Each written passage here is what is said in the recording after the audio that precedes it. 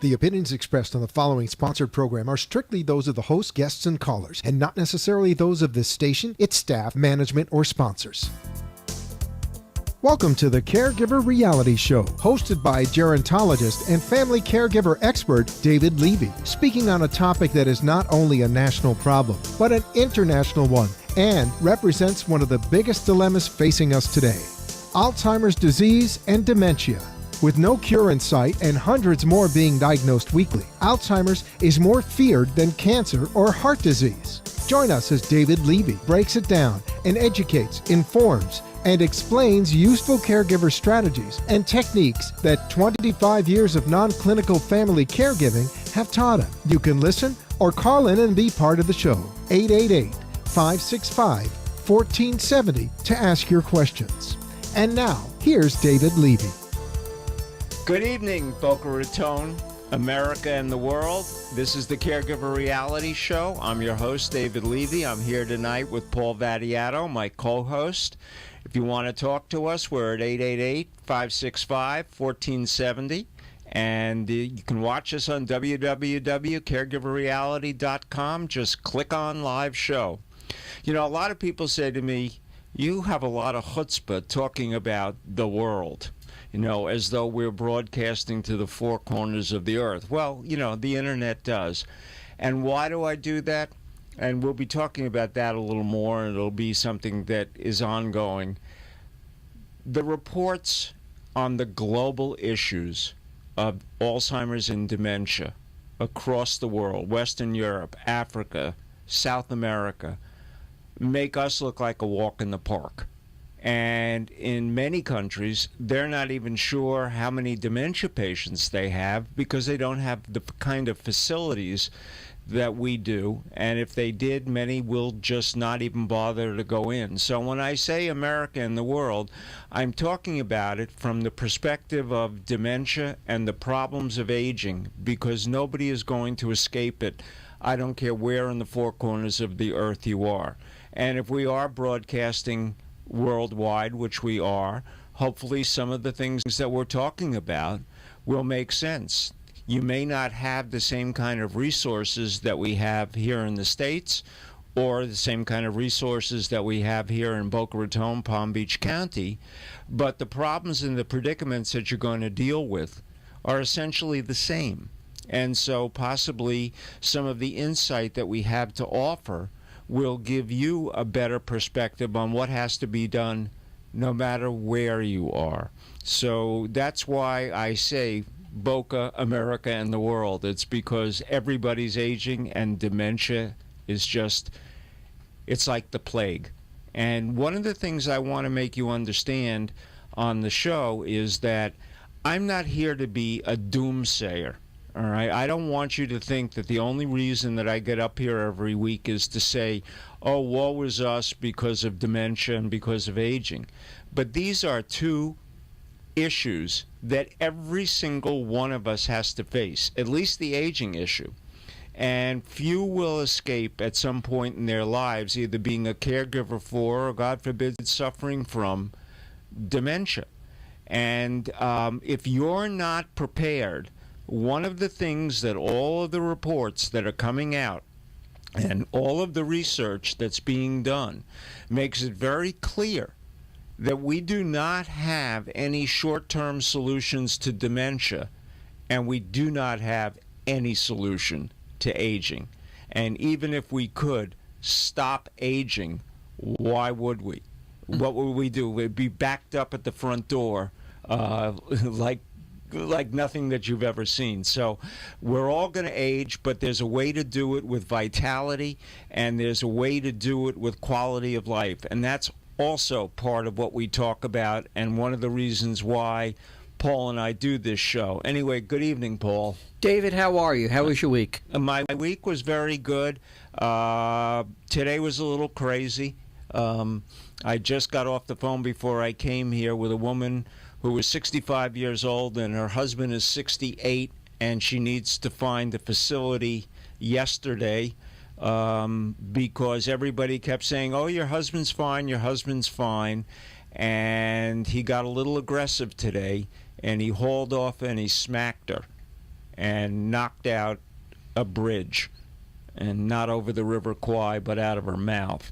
And so she called up in tears, having just come from the dentist, saying, what am I going to do? I was on my way to the show, and I said, I will speak to you tomorrow at 11 o'clock, and we will begin to deal with the problem. So it's been one of those, and that and my own caregiving that goes on with my uncle in Pennsylvania is almost a joke. Long-distance caregiving is really a predicament. Even when you think you understand the system and you know what you're doing, it's real tough when you're in the middle of it. Anyway, Paul, I know you wanted... Oh, by the way, we'll be announcing our second Arden winner tonight. I want you all to know that Arden is ongoing, offering respite at either their Boca or their West Palm Beach facility. All you have to do is come to our website and register, which is the caregiverreality.com website, or call 561-498-5552. That's the number in Boca.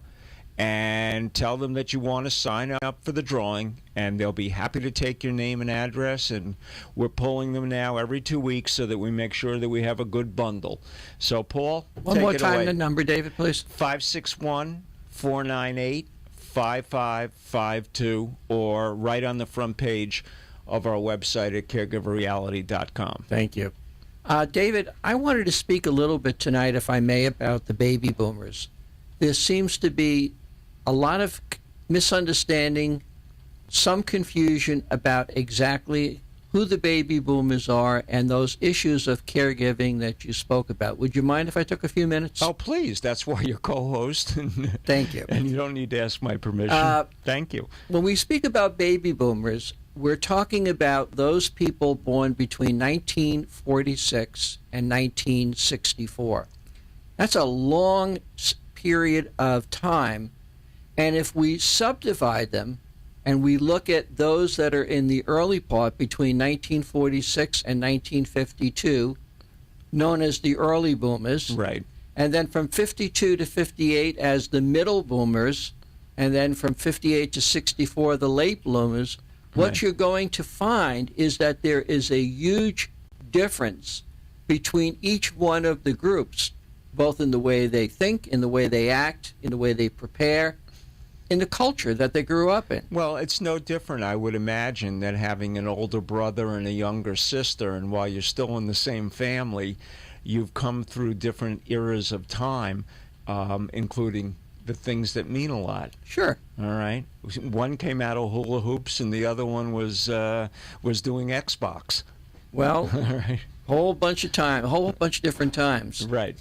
Well, when we look at the situation and we understand that the boomers are those, as they turn the age 65, are beginning to enter that period of aging and some of the issues that you've been discussing now on the show for a long time. And the early boomers, by and large, are fairly healthy. We don't see all that many incidences of stroke or heart or dementia. Certainly it's there, and where it is there, it's serious for the Sure. families. And I know they are struggling with it.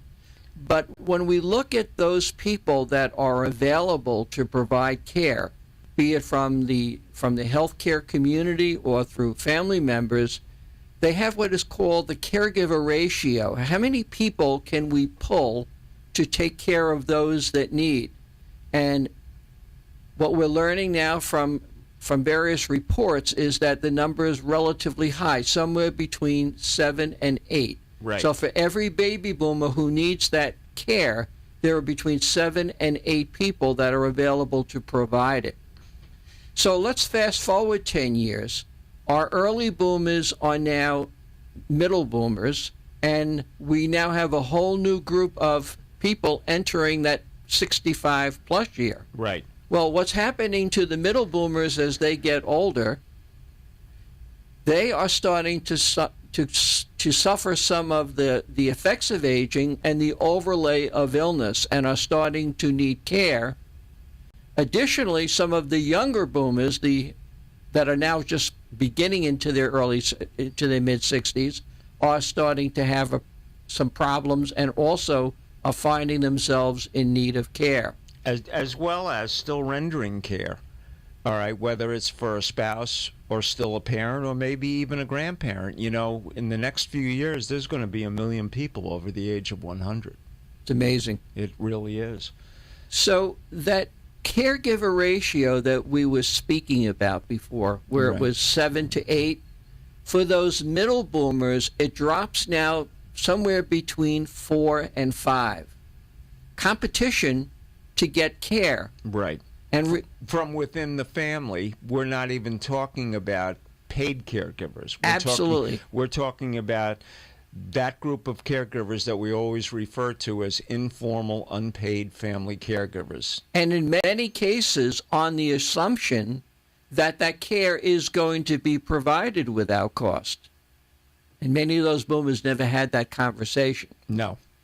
One of the things I will tell you, just as a quick aside, as a family and elder care mediator and dealing with a lot of family conflict, as I do, one of the biggest problems that we have when we get a family together that has never had the care conversation, or what do you want done, or how will it be done, and it's just astounding that in this day and age, not to sit down and have that open conversation with your parents, with your grandparents, with your own siblings.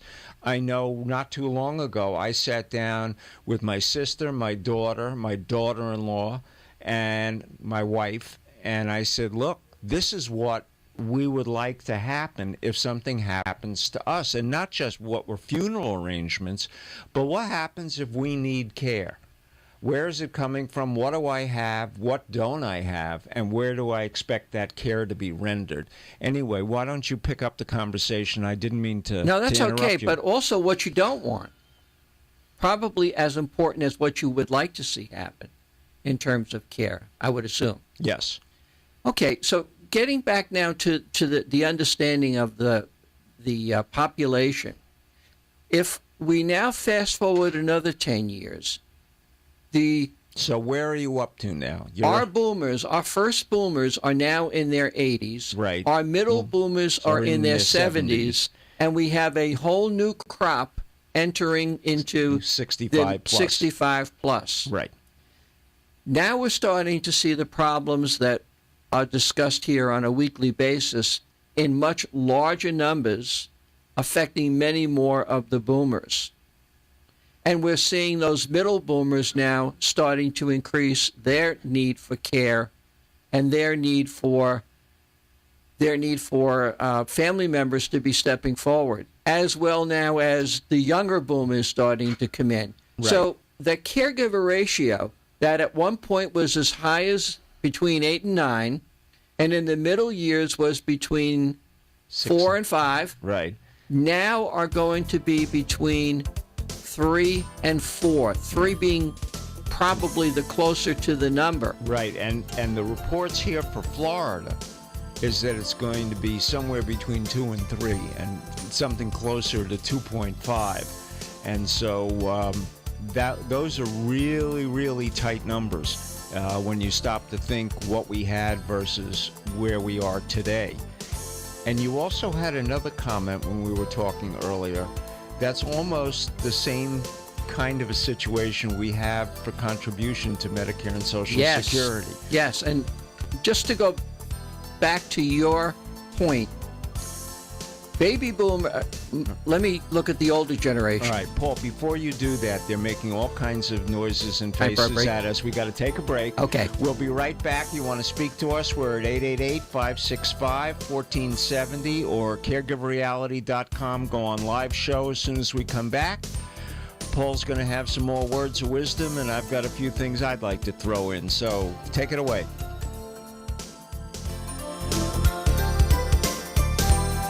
Hello, are you a family caregiver? Are you taking care of a spouse, parent, or loved one who can no longer care for themselves? Are you dealing with Alzheimer's disease and don't know what to do? Are you stressed, burned out, frustrated, and don't know where to turn? Have you realized that your doctor, lawyer, and mental health professionals don't have real practical answers? You need a non-clinical family caregiver expert that the professionals turn to. You need David Levy. He is a family caregiver expert with 25 years of active experience with thousands of family caregivers. He can help you provide a better quality of life for you and your loved one. Contact David Levy at dlevy@caregivered.org. That's dlevy@caregivered.org. Or call 561-482-0086. And let's get your mental road to healing started.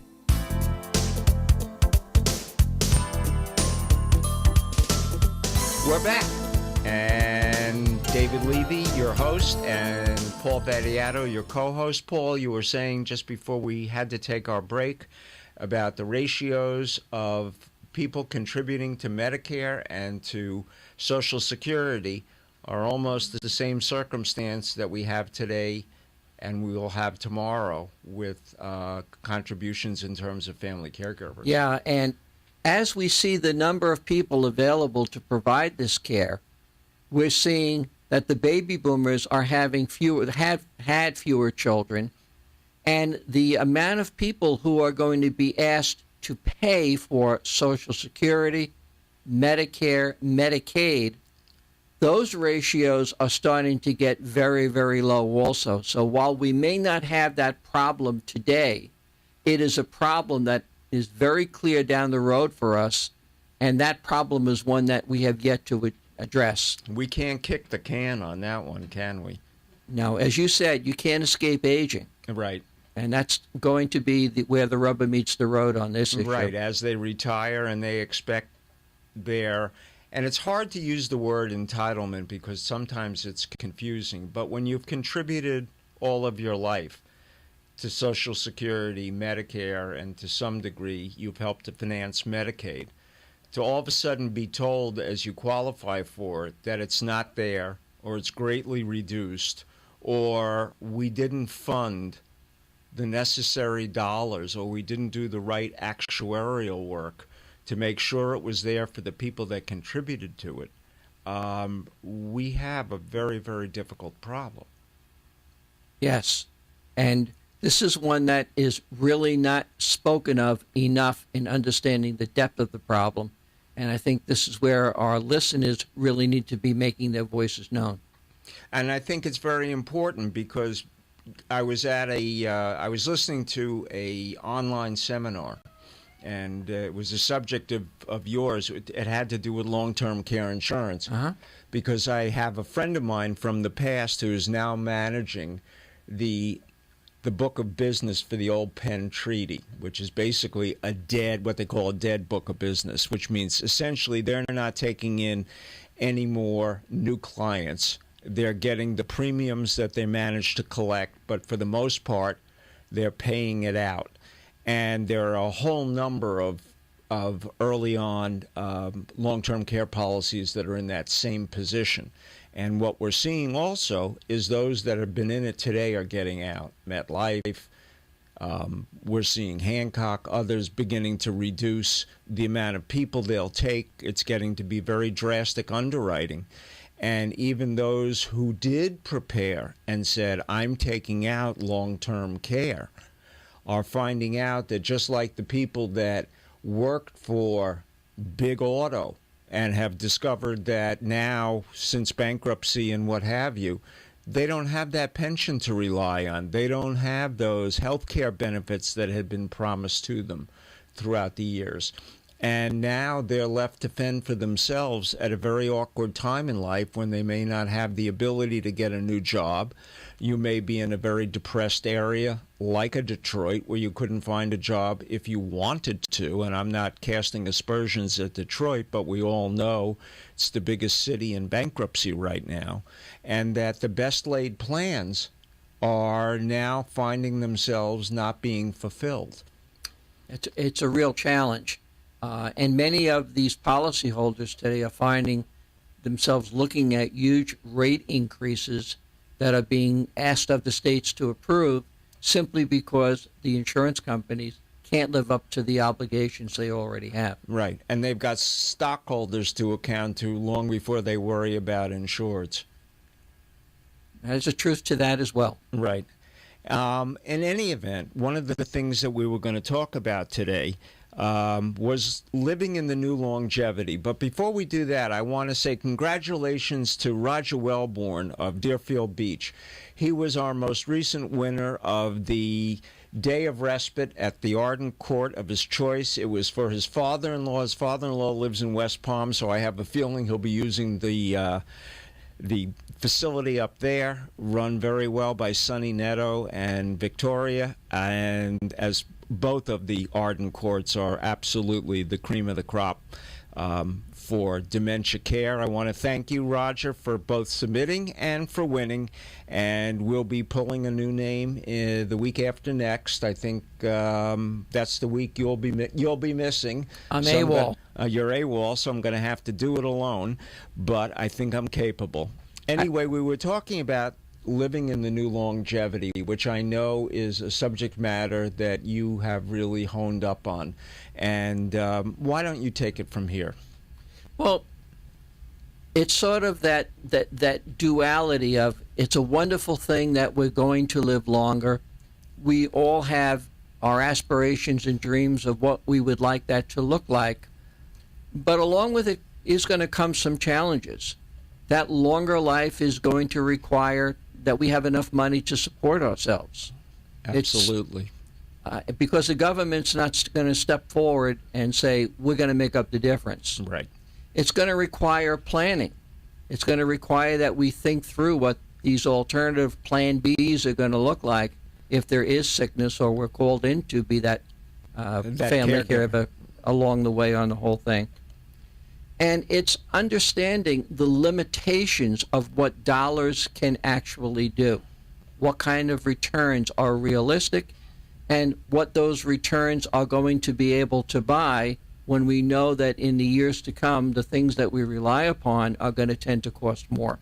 So you're talking about our own personal invested funds, as well as the fact that Uncle Sam is way behind the eight ball in funding things where we thought that the growth by interest over time, the time value of money, if you don't have the money in there, time value does you no good. No, it doesn't. And if we operate under the premise that we can only control the things that we can, it's our personal finances, it's the money that we spend or don't spend, or how much we put away today for tomorrow that is really going to make the difference because what Congress decides to do and what happens to the social programs are way beyond our control. Ultimately, we're going to have to rely upon ourselves. Right. Now, Paul, I got a question to ask you, and I'm not sure that anybody has the answer to this, but there were a lot of people that kind of did a little bit of crap shooting, shall we say,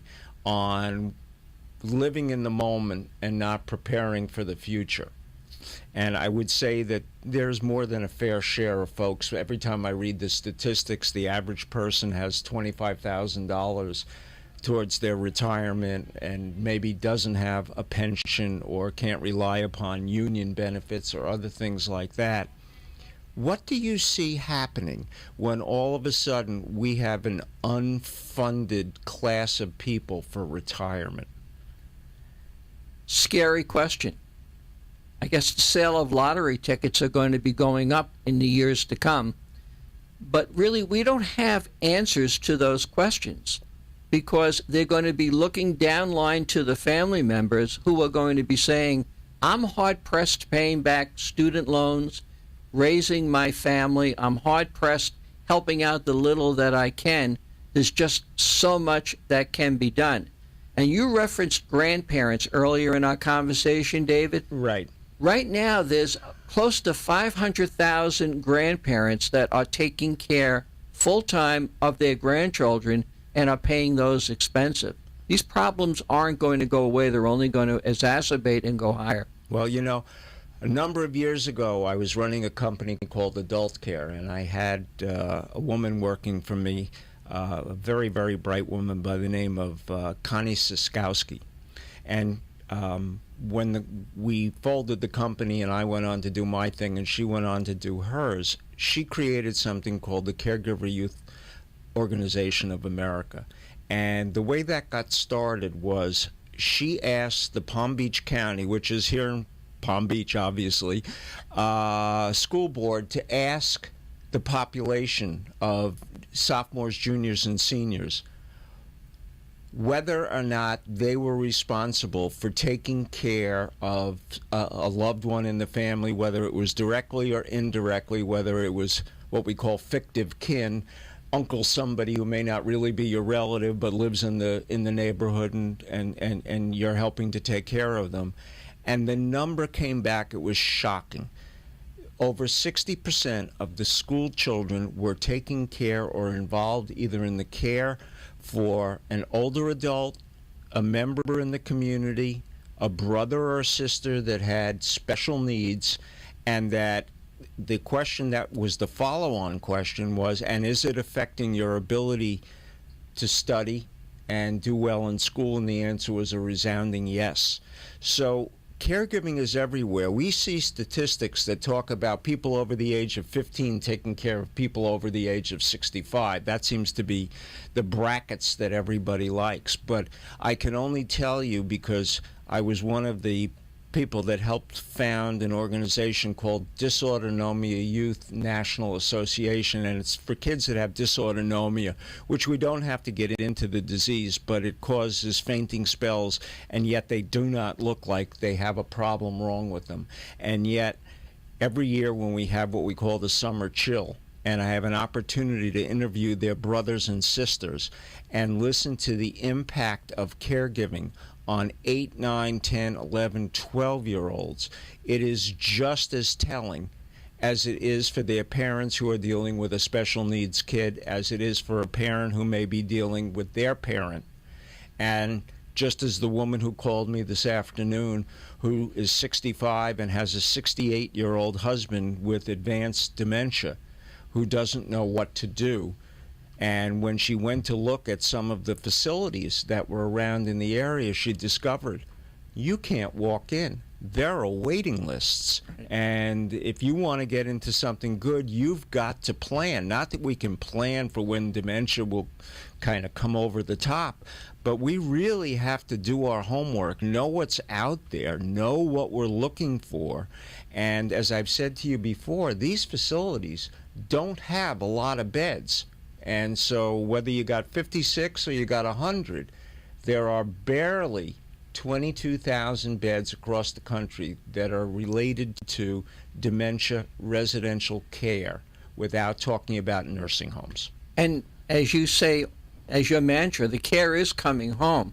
But let's also not forget the men and women that are returning from active service, and that signature wound of post-trauma stress disorder and brain injury that is just going to compound this issue, both in terms of the care they need and their inability to provide care for others. Right, and that's spousal caregiving at a very young age. Most of these troops that are returning are in their early 20s.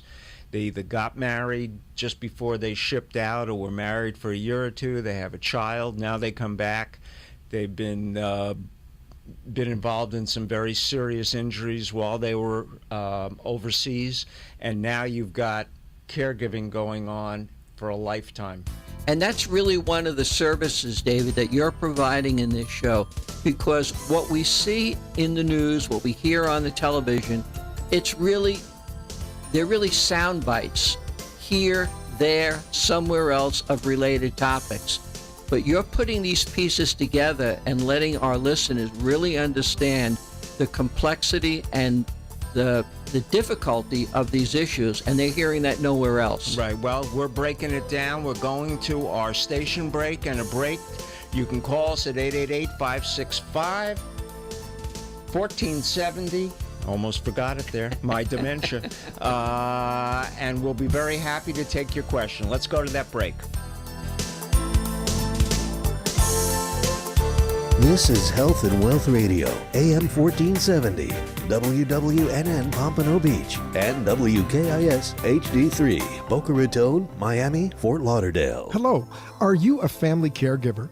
Are you taking care of a spouse, parent, or loved one who can no longer care for themselves? Are you dealing with Alzheimer's disease and don't know what to do? Are you stressed, burned out, frustrated, and don't know where to turn?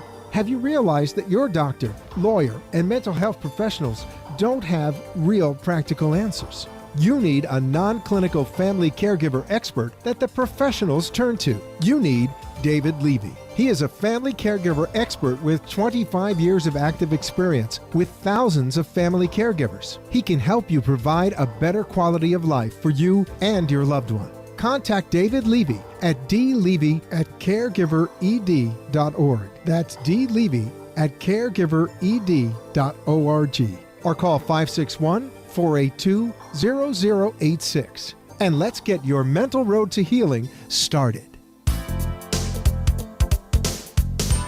Yeah, I'm ready. And we're back. And one of the things I wanted to make sure, we had a fascinating show last week for those of you that were able to listen with Dr. David Hilfiker from Washington, D.C. He's the doctor that has Alzheimer's, and he was good enough to be on the show for about a half an hour and kind of bring us up to date of where he was with his mild cognitive impairment. And I'm going to be reading the next segment of his blog, which he put out about 3 days ago. And, but I want to take a snippet out of it because it was one of the most devastating things that I've heard him say so far. And he said the statistics for how large a problem Alzheimer's is counts only for those that have dementia, meaning that just because you have mild cognitive impairment doesn't mean you have dementia. And he's been wrestling with the fact that he's got mild cognitive impairment, but he knows he's on the way to dementia, but yet there's no such thing in the books that talks about mild cognitive impairment alone. And the point that he made is that the estimates of the people that have mild cognitive impairment and have not graduated yet to dementia probably come close to doubling the statistics for Alzheimer's. And it was a very perceptive observation on his part, and a very scary one when you stop to think about it, because it was only earlier this year that we talked about, when we added in temporal frontal lobe dementia, that we probably doubled the amount of doubled the amount of people that had dementia. So if we really look at the way it's being described now, Alzheimer's disease and related dementia, that we're probably up in the 10 or 11 million, with a whole group of people with mild cognitive impairment that are right on that cusp, but yet have not been put into the dementia pale. Yeah, his conversation last week was just absolutely off the charts in what he said. His story is about how he first became aware of his issues. I mean, it just took your breath away. I mean, the insight that he has into his own issues, and be so willing to share of it. Just a tremendous individual. Well, he's always been a sharer. He went off into the rural part of America after he got his medical license to be able to help the poor. And when he came back to Washington, D.C., even before he knew that he had mild cognitive impairment, he was dealing with the poor in Washington, D.C., so he's always been a sharer. That's just the person that he is. Just for those listeners that weren't with us last week, can you relate one of his stories that he shared about how he recognized that he did have a problem? Yeah, well, this was really insightful on his part. I could tell the story about him going to Virginia, but it's a little complicated. But he was talking about how he was sitting in his room one day, and there was classical music coming from the alleyway alongside of his home. And he hadn't heard classical music coming from there before. So he went over, and there's a low table, like a parson's table, in front of the window. He opened the window. He looked out. There was nobody there. He made mention that in the past, people, come by and they've got boom boxes, but this was nothing like that. And he turned to his wife, Maya, and he said, "Where is that music coming from?" And she said, "What are you talking about? That classical music." And she said, "David, it's coming from the radio that's on the table in front of the window. You're standing in front of it. It's been there for the last 5 years, and we listen to classical music on it every day." But all of a sudden, he could not relate that music in time and place to where he was, and he thought it was coming from the alleyway. And even when he leaned over the radio to open the window, he did not realize or recognize that that's where the music was coming from. And that really got to me. Here it was right in front of him. Anyway, this is a blog of his from this past Tuesday. And he says the difference between mild cognitive impairment and Alzheimer's disease. And I'm going to move through this a little bit, only because we still have a number of things that we would like to discuss. Maybe we'll give up the mid-break if we have an opportunity. And he says, I've written before, diagnosing Alzheimer's disease gets complicated and causes significant confusion. I'm now stuck in the middle of that confusion. My primary neurologist diagnosed mild cognitive impairment. That would almost certainly progress to Alzheimer's. But what does this almost certainly mean? When I pressed one of my research doctors, on the other hand, he assured me that I had Alzheimer's. How does a doctor make the diagnosis? A definitive diagnosis can only be made after autopsy of the brain. In clinical practice, however, the criteria for diagnosis of Alzheimer's are impairments in memory and impairments in one of 6 other areas of cognition. But the impairment has to be severe enough to be dementia, which means that it must interfere with normal activities of daily living. So since my symptoms don't yet interfere with day-to-day life, my diagnosis is not Alzheimer's, but only mild cognitive impairment. But this creates a problem. Alzheimer's is a progressive disease that begins as long as 30 years before symptoms develop. Autopsies of people with either MCI, mild cognitive impairment, or Alzheimer's will show the same brain pathology. In fact, a person can be cognitively normal and still have pathological changes found in Alzheimer's, and it's not unusual when at the brain bank, when they take a normal aging brain and one from a person with Alzheimer's, to have them look almost identical, so that plaquing and tangles can be a consequence of normal aging as well as Alzheimer's, and that's what makes it so difficult at times. So the disease, whatever you call it, has symptoms along a wide continuum, and it doesn't make sense to name it Alzheimer's only when it reaches a certain severity.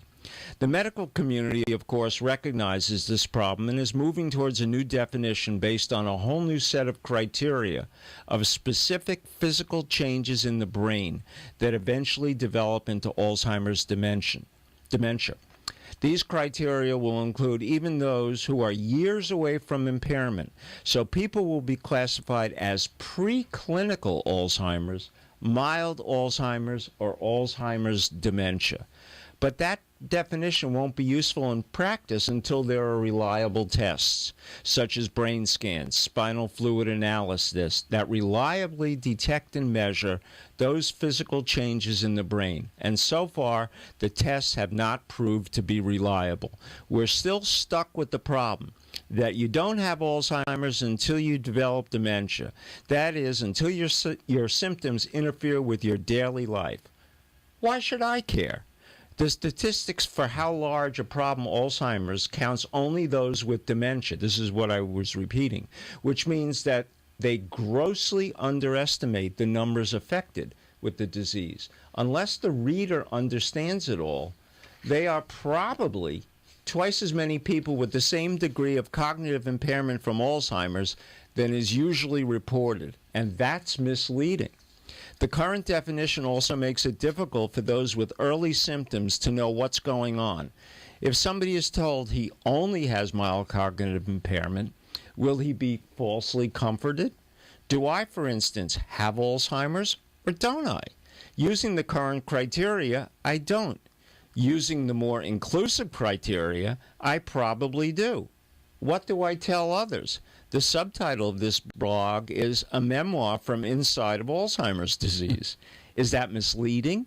Or should I go through the whole spiel every time I give a talk or lead a discussion? And if I did, wouldn't that confuse people even more? Can mild cognitive impairment sometimes be a separate diagnosis? It's unclear. Certainly the vast majority of time, MCI develops into Alzheimer's or one of the other known dementias. But, for instance, the Mayo Clinic, that some people with mild cognitive impairment never get worse and a few eventually get better, really confuses the issue. But that doesn't make sense unless MCI, mild cognitive impairment, is a separate, non-progressive disease, and I can't find scientists suggesting that. As Alzheimer's loses its stigma, more patients with mild cognitive impairment will present themselves to medical people, renewing interest around MCI. Let's hope that murkiness around mild cognitive impairment will clear up soon. I think that's a very interesting point. And we get into definitions of what is and what isn't. We go sometimes to our general practitioner. Maybe they give us the little mini mental with the 6 questions, the 3 words to remember. Can you draw a clock? Can you make intersecting boxes and make them dimensional? And if we fail that, it's Alzheimer's. But is it always Alzheimer's? Or is it mild cognitive impairment? We all go through senior moments. I know that my producer Freddie has that problem all the time, and he's only 51, and yet he can't remember whether or not he can keep an appointment to film my support groups. So I don't know where to turn for this. Paul, you got a comment? You know, the more we learn we don't know. Mm-hmm. And the problem is so multi-layered, and the semantics are so close. For the family caregiver who's trying to struggle through the day-to-day, I really wonder, does it really make a difference when they have to fight the same battle? Well, you're absolutely right. The doctor brings an interesting perspective from a clinical perspective. Do I or do I not have it?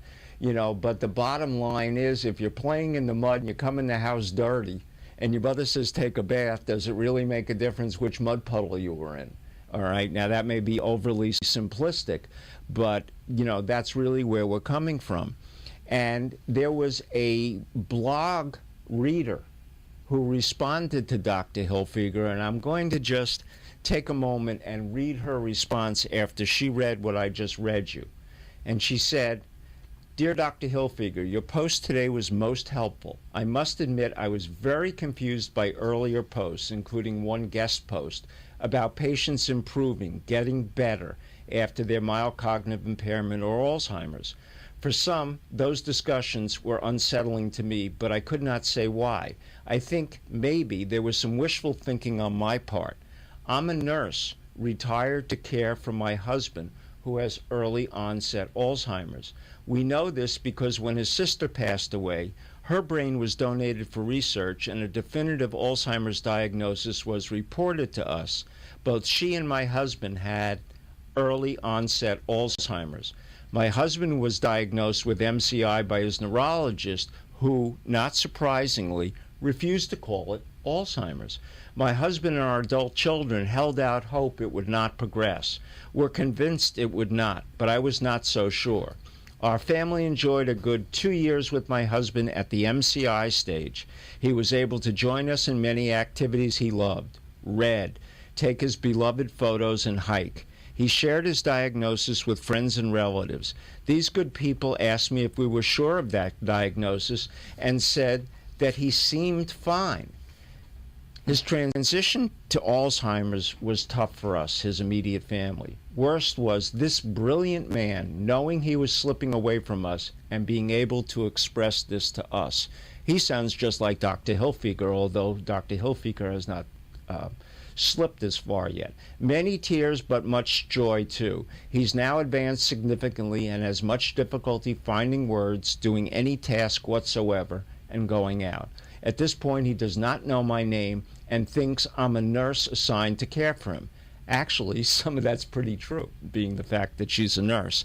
I think it was wishful thinking on my part to read posts about test results and cognitive tests showing the patient improving. We really, really wanted that to happen, and my husband. I'm so happy to read your post today. It was very helpful, and it brought me back to reality. And I think that many people that I see in my support groups, which I do many, many times a week. And invariably, new people come into the support group, they sit and they listen, and then they say to me, well, you know what? My loved one is so much higher functioning than the people that I'm listening to and what they're talking about. And to a person, the Alzheimer's groups that I do support with have come forward and said, we all came in with a loved one who was higher functioning than the people that had preceded us. But yet there wasn't one person there whose loved one had not eventually slipped down that slippery slope, going from mild forgetfulness, mild cognitive impairment, to dementia. And as a result of that, almost it's the great equalizer. And I have 3 in one of my Wednesday groups who all had, these were husbands with wives, and all the wives were higher functioning when they started. And to a person last Wednesday, they came forward, and they've been with the group for about a year, one about a year and a half, and said, well, it happened. She's slipping. It's starting to become very, very recognizable. And one of the ways that they knew it was very recognizable is their good friends stopped calling, and their good friends stopped wanting to go out for dinner, and their friends at the club weren't holding the seat for them anymore. And this is one of the early markers when your friends decide that your loved one's illness, disease is such that it's awkward for them, all right? And I think at times they almost think it's going to rub off on them, as though Alzheimer's were a communicable disease. And Paul, why don't you make a couple comments, because I'm dominating this this particular portion. I think I'm glad that you read the response as well as the posting, because I think it's important. In that response, I really enjoyed hearing that they took the moments that they had and they lived them to the fullest. And I think there's a lot of learning in that, is that even with the mild cognitive impairment, there are going to be those moments that can be enjoyed, and they ought to be savored. Well, you know, even if your chronic illness is not dementia, but you've got stroke, a heart attack, you've got serious diabetes, you've got kidney failure, I think that we all have to recognize that while we have to prepare for the future, we have to live in the moment, because we just don't know when that moment is over. And you know, one of the things that I wanted to get into, and you and I can trade them back and forth, were part of my caregiver tips of the week. And it was, don't let friends, family, and others that you know lay a guilt trip on you, because there's no one that can tell you how to deal with informal family caregiving for dementia. And some of the classic questions I put together. Why are you having such a hard time being a caregiver? Well, Paul, both you and I are caregivers. I've been doing it for a long time. And one of the things that I think that everybody needs to recognize, none of us went to school for caregiving. None of us had any idea what was coming. We all knew about the flu. We all knew about slipping and falling and breaking a leg or an arm. But we never had any idea what a brain disease similar to what these Parkinson's, Alzheimer's, temporal frontal lobe really mean. And it's the rest of somebody's lifetime where their loved one needs to interact with them, keep them safe, take care of them, and still manage somehow or other to go on and make a life for themselves. You know, when people have a heart attack and they're sick or they pass away, bad body, good brain. Here we have bad brain, good body. And it is not unusual to have a dementia patient last 10, 12 years. Forget for the moment even the cost of what that is like, both in emotional, practical, and financial terms. But to have an unending disease like that, it takes its toll on the entire family. You know, and so like the second comment that gets made. Gosh, we haven't seen you in such a long time. Why don't you get out more? Oh, thanks. If I could get out more, don't you think I would do it? Have I heard you call up and say you'd be happy to keep an eye on my husband for an hour or two so that I could get away? One of the reasons that we do what we do, and Arden Court has been so gracious about respite, is everybody needs a break. And not everybody has somebody around to do that. Not everybody across this country and around the world has facilities where we can actually put a loved one with dementia for a day or a week or whatever and get some time for ourselves. It's not just going shopping. It's not just getting your hair done. It's the opportunity to sit back, take a deep breath and say, what can I do for me? Whether that's the massage at the spa, whether it's a day out with the girls, with the guys, playing golf, canasta, whatever it may be, the things that you miss because you're on the front line handling dementia day to day. And the next comment was, you look really tired. Are you making sure to take care of yourself? Well, of course I look tired. This is a 7/24 job. And when I call it a job, I don't care if it's my loved one, whether it's my mother, whether it's my grandmother, whether it's my spouse. This is a tough, unending job. And if I look tired, it's because I'm not sleeping. I'm like a fireman, except I don't get 4 days on and 3 days off. I'm here all the time. And even when I have somebody in the house keeping an eye on my loved one, my ear is always cocked to the next problem because I know that that caregiver, good as they may be, can't endure and take care of a dementia patient that's my loved one the way that I can. And so it takes its toll. Of course I want to take care of myself, but do I have the time to do it? Is anybody stepping forward to help me? Sure, I get great comments from my siblings lobbed in from Chicago and California and Arizona that say, well, what are you doing to take care of yourself? Well, why don't you come in for a week and take care of mom? Well, we can't. My son's got soccer and my husband's got a business trip, and there's always some great reason why they can't. And when they do, they fly in, they come in for a long weekend, they swim in the pool, they use your towels, all right, and then they're gone again in a few days, and they think they gave you respite and all they did was add to the work that you had to do. David, one of the earlier ones you said before, now, in my caregiving doesn't involve cognitive impairment. There are other issues that are involved with my wife. But, people have good intentions when they ask, and they ask, well, how are things going? How is she doing? How are you doing? You stop for a second, or at least I do, and I pause. Do I really want to go over the whole explanation because I don't think they really want to hear it? Or do I just say, things are about the same, we're struggling the best we can? It really, as difficult as it is for the person asking the questions, right, it's just as difficult for the caregiver.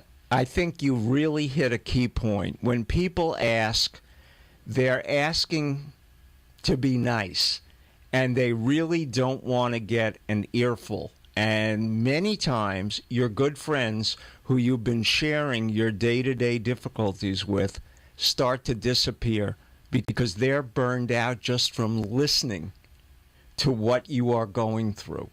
Or when they themselves find themselves in the same situation, it's then that they finally understand why those questions were so difficult to answer, right, because they're in the middle of it themselves. Right, and so now you can't really carry on and ask them to help out.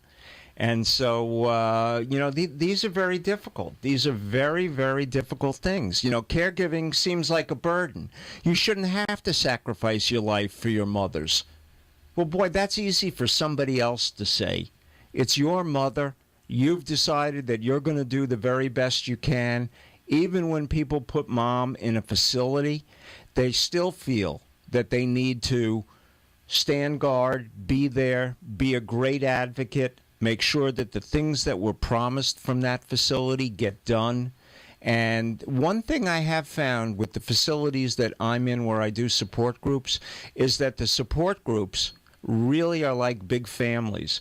And if one's away for some reason, the others keep an eye. Everybody knows about everybody else's loved ones and can step in a heartbeat. I think that's one of the amazing things about caregiver support groups and the cohesiveness that we find at dementia facilities.